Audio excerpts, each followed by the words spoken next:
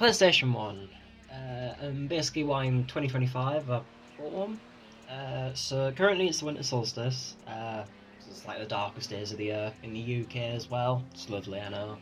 And I'm obviously not going to be doing much else, so I thought I'd just make a quick video on basically why I bought a PlayStation 1 and kind of just what I like about it. Now, like I said, it's 2025.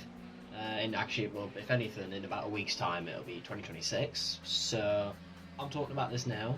And I was born in 2007, making me 18. So, sorry to anyone who's older. And actually, if anything, to make you feel worse, people born in like 2010 will be 18 in like 2 years. So, yeah, just to make you feel better. But regardless, I'll have some general kind of gameplay just in the background of just like PlayStation 1 games.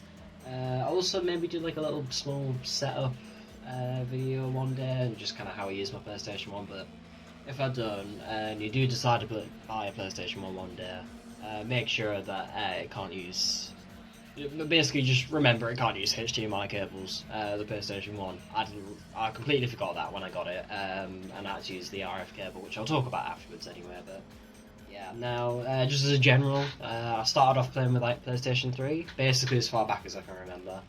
I remember playing Gran Turismo 5, and then I also had like a Nintendo 2DS, and then later on like an Xbox 360 at like I don't know, like 10 years old or something.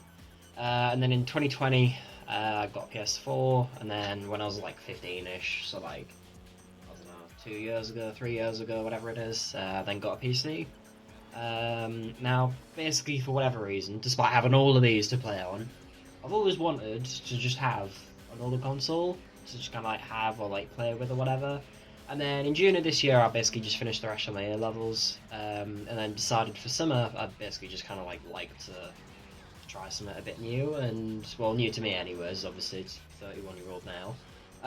So I decided to buy a PlayStation 1, got it off of eBay for £38, and it basically came with like the two controllers, cables, and then that RF converter that I mentioned. Now, basically, if you've never used anything as old as the PlayStation 1, it's kind of just like it converts the quality, like low quality signals into like a video, but I'm gonna be honest, I don't really know how it works. But apparently the quality is meant to be terrible. I used it, and honestly, it really wasn't that bad. The quality, and it's like just it's kind of like a HDMI cable now. If you kind of, it's like it does the same thing, but obviously a lot worse. Generally speaking, but I didn't think it was that bad when I did use it. But I don't know. But the only thing that was kind of a bit scuffed anyway was the fact that every single time I had to use it, I had to reset the TV channels on the TV in my living room every single time I wanted to play, which basically delayed my parents watching TV by a few minutes every time they came in. So I don't know, they're happy about that. But onto the actual like, PlayStation 1. So I got the Gran Turismo 2 as the first game to try out, which I kind of thought was a no-brainer, really. Because I know Gran Turismo 2 is like the first game to actually come out. I think. Oh, sorry, the first game to be like kind of like the best selling and whatever, if that makes sense. Whereas Gran Turismo 2 basically came out at the end of I don't know, the life cycle of the PlayStation 1 in about like the year 2000 roughly. So by then it had already been out for like 6 years or so, the PlayStation 1. And the PS2 was about to come out, I think, in about 2000 or maybe late 1999. And honestly, Gran Turismo 2 is kind of just an extension of Gran Turismo 1, so I kind of just thought it's a no-brainer, like I said, and then just ended up getting that one as the first game. I even got my parents to actually do a race on Gran Turismo, which is quite funny. Right, yeah, watch the beginning, guys.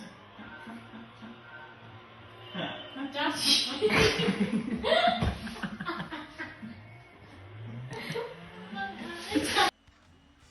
Now, overall, though, Gran Turismo 2, especially being like the first game on PlayStation 1 that I've kind of properly played with, I thought was pretty damn good, especially considering now it's, what, 25 years old?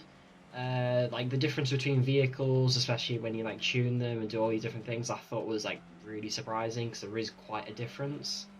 Alongside that, there's the track variety. I thought it was, like, again, pretty good. And I think the smart thing that they also did was to kind of save on storage space was have the same track but then run it in reverse. which, to be honest, at first I was like, oh, right, okay, it's kind of just the same track again, but it actually does make it feel quite fresh and new, so I thought that was quite a bit of fun. Alongside that, it's the fact that you can also tune your cars however the hell you want. You can make them absolutely overpowered, or, I don't know, as weak as all hell if you so chose, and I thought that was quite a lot of fun. Alongside that, the endurance races, I put them onto this channel as well because I think I've done quite a few of them. Well, I think there's quite a few more to do, but I'll do them one day. But I thought they're also quite a bit of fun to do. But regardless, overall, Gran Turismo 2 just being the first game I've like properly played, I think it's pretty damn good. Especially again, it's 25 years old now, so it's getting on. But yeah, no, I'd say probably maybe like a 9 out of 10. I think it's pretty damn reasonable for I don't know what the game has to offer. Now, a couple of other games that I've played. So the other one that I've probably played the most as well is Air Combat 1, which actually is still a franchise now, like nowadays, similar to Gran Turismo. And I think it was quite a bit of fun as well. It was released a couple of years, I think, before Gran Turismo 2, so it's definitely not as like developed as Gran Turismo 2. But you know, overall, I'd still say quite a lot of fun. The jets did feel similar to each other in a sense, and it's similar. You kind of play them all the same way. It's just you fire loads of missiles at each other because the way the controls were, you couldn't use the joysticks because I think it was before joysticks were a thing on the PlayStation 1, so you had to use the arrows, and I don't know, that was a bit painful. But the missiles were fine, just you didn't really want to shoot bullets because you couldn't really aim a thing, but I don't know. But the soundtrack and the opening, definitely like a 10 out of 10.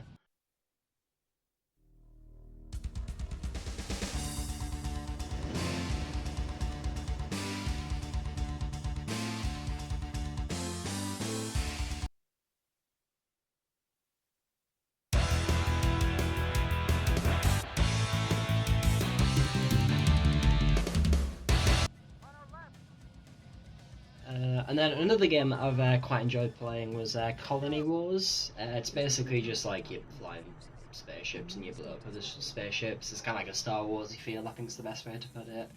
And I thought that one was quite a lot of fun to play as well. The controls as well are miles better than their Combat 1 because you could use the joysticks for that game. So, I don't know, that was definitely a big upgrade for that anyway. And also considering, I don't know, it's kind of like, you know, with it being the 90s, to be able to play, I don't know, it's spaceships or even jets anyways for air combat as well, absolutely insane. So I'd say probably air combat's like a good like 7 out of 10, but probably Colony Wars, just like with the way the controls worked and everything, probably like an 8 out of 10 I'd say. And then you've got Gauntlet Legends, basically just a co-op game that I played as well. Again, there'll be like some videos kind of in the background playing, and I thought honestly it's pretty damn well developed. Again, the fact that it'll be over 25-year-old now at least. Like plenty of different like power-ups and stuff, and the way that you play different 4 classes when you start.